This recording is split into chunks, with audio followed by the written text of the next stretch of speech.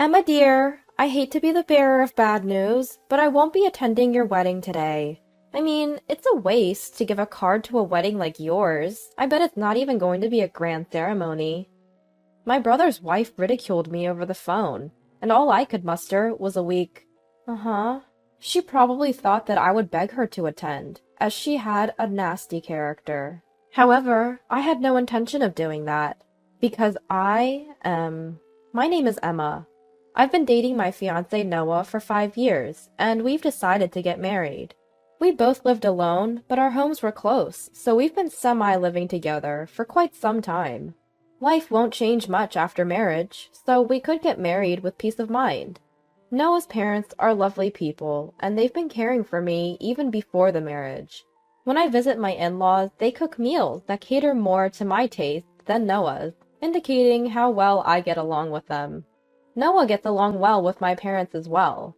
I was worried if the introverted and shy William would get along with Noah, but surprisingly, they shared common hobbies.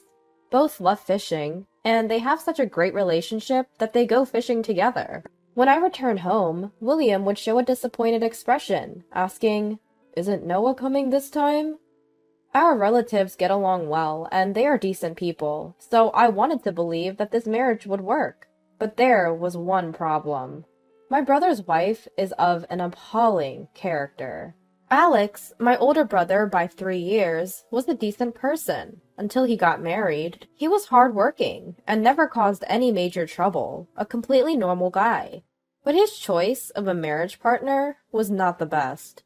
He got married at the age of 28 to a woman 5 years his junior.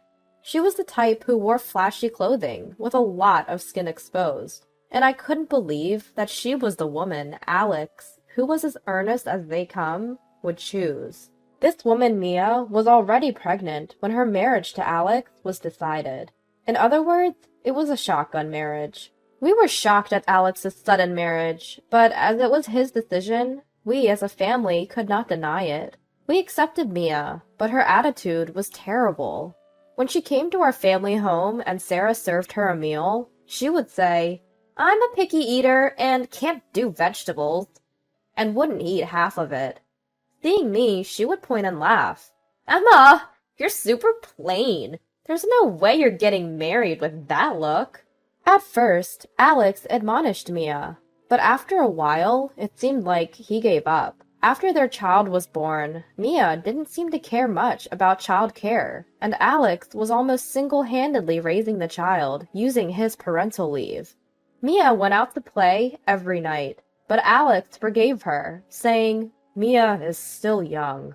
From my perspective, I couldn't understand why Alex could tolerate such a lifestyle, but Alex always smiled peacefully and said, "As long as the child is happy, that's all that matters." When the child of Alex and Mia turned 5, Noah and I decided to get married.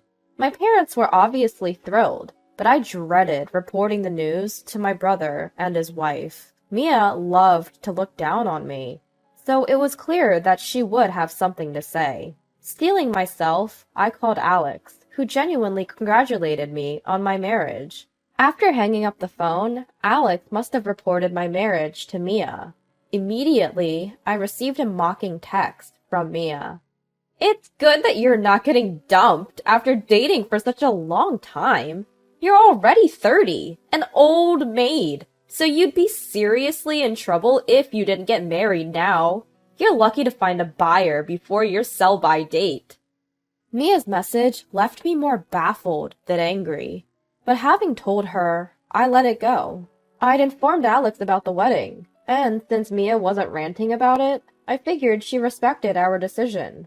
When I told Noah we'd communicated our wedding plans to his brother and sister-in-law, relief spread over his face. Noah had met the couple before, and his first experience was Mia saying, "Wow, you're so out of touch. Who dresses like that these days? But I guess you match Emma in your blandness." Mia just loved to assert her superiority. She had criticized Noah's completely normal attire. "Did I embarrass you with my shabby look, Emma? I'm sorry." Noah apologized, looking downcast. To cheer him up, I joked, Your clothes are perfectly fine. If anything, Mia's scantily clad style is what's shabby. She's almost in her late 20s, you know. Noah smiled again. Mia, who got married in her early 20s, was now approaching her mid-20s, but she dressed in such a way that left nothing to the imagination. There was no hint of maturity about her. Seeing her shoddy appearance, it was hard to believe that she was the wife of Alex, who was dedicated and always put their child first. I felt indignant that Mia had insulted Noah, my beloved. That's why Noah and I had made a decision about our wedding. When we told Alex, he said, "I got it. I'll tell Mia." Since Mia didn't complain about our decision, we thought everything would be okay. Until Mia called on the wedding day. We were all set, dressed, and made up, just waiting for the ceremony to start. As Noah and I were chatting pleasantly with our parents, my phone rang. I had forgotten to mute my phone, which was stashed in the waiting room with our belongings. As I quickly grabbed it, I saw Mia's heavily filtered avatar on the screen. A call from Mia on my wedding day was ominous, but I answered. "Hello? Emma, sorry to be a bother, but I won't be attending your wedding today. It'd be a waste to give you a gift for such an insignificant wedding." I couldn't help sighing at Mia's condescending tone. Alex had said he would tell Mia, but had she forgotten? She didn't seem to know about the decision Noah and I had made when we planned our wedding. "Okay, but just so you know, we didn't invite you or Alex to our wedding." Mia must have been expecting me to beg her to attend because she was a family member. The surprise in my response seemed to baffle Mia, and a sharp gasp came from the other end of the phone. "Alex should have told you. We decided not to invite you and Alex to our wedding. We thought it might be hard on you, with a child and all." Of course, that was just a polite excuse. Mia has a poor tolerance for alcohol, and we were afraid she might cause a scene at the reception. That's the real reason we didn't invite her. We were honest with Alex about the real reason, and that Noah and I didn't have a high opinion of Mia. Alex knew our families weren't fond of Mia, so he accepted our decision without a fuss. But now Mia is acting as if she didn't know, which was perplexing. In the midst of my confusion, Mia blurted out, "How could you not invite your brother and sister-in-law to your wedding? Don't you realize how rude that is?" We knew it was rude, but it was a tough decision we had to make. Unable to tell Mia outright that we didn't invite her because we disliked her, I was left stammering. Then she said, "Just you wait!" and hung up. My face paled as I talked to Mia, and Noah became extremely worried about me. When we told Noah and my parents about the call from Mia, they too were taken aback. But then, Sarah, remembering that it was a day of celebration, said brightly, "Let's forget about Mia for today and enjoy the wedding." With that, the atmosphere lightened. That's right, there is no point in worrying about Mia. Today was about Noah and me. I had to hold myself together. Bolstered by Sarah's words, we managed to carry on with the wedding ceremony. After the sacred ceremony at the chapel, we moved to a large hall for the reception. As we made our entrance to the reception hall, to the tune we'd chosen beforehand, our friends complimented us on our appearance. It felt great. The introduction of the bride and groom, the cake cutting, everything was going smoothly until it was time for me to read a letter to our parents. Then the doors of the reception hall swung open. Everyone's eyes were on Mia. She was wearing a flamboyant dress. Her hair was done up, but Alex, looking pale behind her, was inexplicably dressed in a t-shirt and jeans. As the audience murmured, wondering if it was some kind of surprise, Mia grabbed a wine glass from a table and downed a glass of sparkling wine in one go. Then she glared at me and yelled, "I've never seen a more outrageous wedding! This is the worst of the worst! After all, the bride didn't even invite her brother and sister-in-law!" This wasn't a surprise performance. As the guests realized what was happening and started to whisper, my parents hurried over to Mia to calm her down, but Mia was unstoppable. Looking around the hall, she said to Alex, "This place is so tacky. Our wedding was much grander, wasn't it?" This is what you get from a wedding of the poor. Alex, now white-faced, was trying to say something to Mia. He must have been trying to stop her, but it was clear to anyone watching that Mia held the power in their relationship. At that very moment, as Mia wandered aimlessly around the venue, asking in a daze, "Where should we sit?" divine punishment came crashing down on her. "The absolute worst of the worst. That would be you, wouldn't it?" A guest of Noah's stood up and spoke to Mia, his voice calm yet resonating. "Huh?" Mia said, turning toward the voice, her eyes widened. The middle-aged man who had stood up bowed his head in apology to the onlookers. "The overdressed woman, that's one of my employees. I'm terribly sorry she's ruined your ceremony." "Eh?" Noah, sitting next to me, voiced his surprise. All I knew about this man was that he was a fishing buddy of Noah's. Despite their age difference, I had heard they had a great time talking about fishing. It seemed that Noah had no idea this man was a CEO, let alone the CEO of the company where Mia worked. Even when I asked him what was going on, all Noah could do was shake his head in confusion. Mia, for her part, stood speechless, with her mouth agape at the CEO's revelation. There was no doubt she was now in a tight spot. The CEO then dealt Mia the final blow. "By the way, who was the man you brought along today? The one you claimed to be your husband the other day?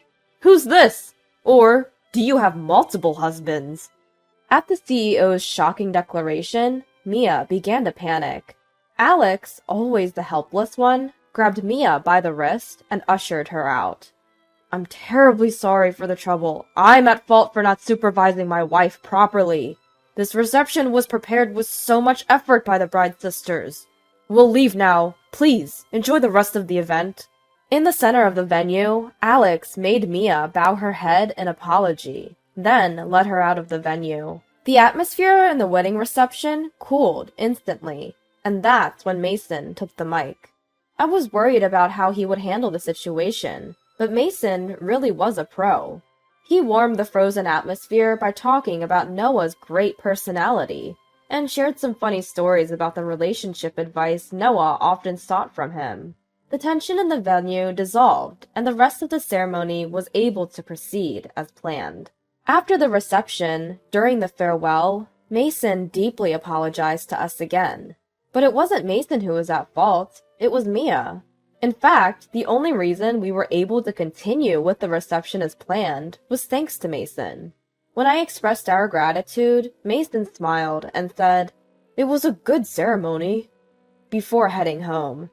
After such a tumultuous wedding, it seemed my brother and his wife were heading for even more turbulent times. It came to light that Mia had been involved with several men. On the day of the wedding, Mia, who had been preparing herself in a huff after my call, made a huge fuss and demanded that Alex, who had been spending time with the kids, drive her to the venue. Alex had apparently made it clear to Mia that they would not be attending our ceremony, but Mia was always distracted, fiddling with her phone. He had told her several times, but it seemed she had let it go in one ear and out the other. Alex opposed Mia's actions time and time again, telling her she couldn't do this. But when Mia kicked up a fuss and insisted on going by taxi, he reluctantly tagged along. Perhaps Alex felt responsible to contain Mia when she went on a rampage at the venue. He later apologized for not being able to stop her, and paid the full cost of the ceremony.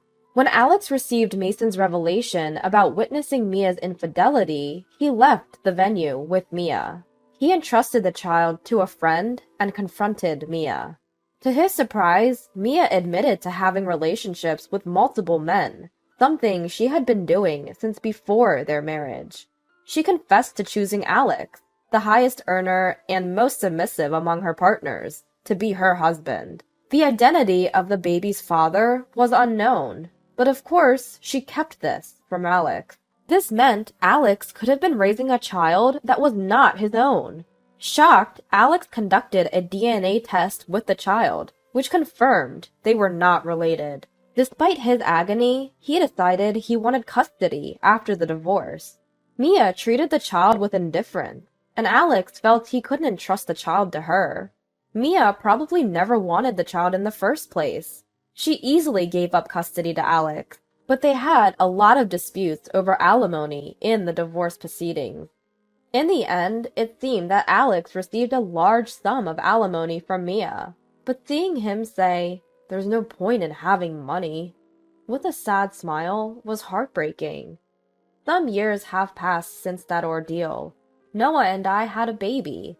When we brought the baby home, Alex's child was excited, exclaiming, "How cute!" I had been worried about Alex, who had seemed dispirited after the divorce and his return home. But he seemed lively now. Seeing Alex holding my baby and saying with a laugh, "I remember this. Babies are so soft." Noah and I shared a smile.